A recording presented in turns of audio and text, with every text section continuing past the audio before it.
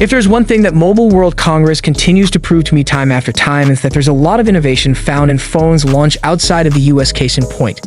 This past MWC introduced us to the Xiaomi 14 Ultra's quad-lens Leica camera system, which seemingly would be a best camera phone contender based on the amount of cameras it's packing.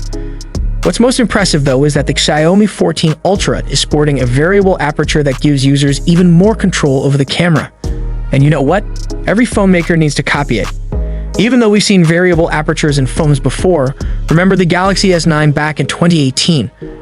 What makes Xiaomi's implementation better is that it's a motorized system. Xiaomi refers to it as a stepless variable aperture, which unlike the Galaxy S9 can adjust the aperture in 0.01 stop increments. Other phones emulate this through software, much like how the portrait modes in many phones let you dial in the aperture to either enhance or lessen the background blur effect, but it's not the same as a physical aperture. The average person may not think much about why this is important, but as content creation continues to be a main function for many, this ability to adjust the camera's aperture will increasingly be important.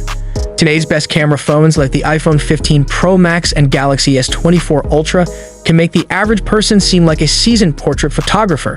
But I think every phone maker should copy this Xiaomi 14 Ultra camera feature with their future releases. Here's why. There's a more practical reason for variable apertures to exist in phones to record video, because it helps to minimize those jarring jumps with the exposure of the scene. If you've ever recorded video in bright conditions and then quickly point the camera to a darker scene, you can sometimes see the exposure trying to adapt to the sudden change, resulting in a jarring exposure change. With a variable aperture, the transition from light to dark and vice versa won't be as dramatic because the aperture will adjust accordingly with the other camera settings. This setting could also work in tandem with how these phones also adjust other camera parameters like the shutter speed and ISO level, so that the result makes video look more seamless with the sudden shift in lighting conditions.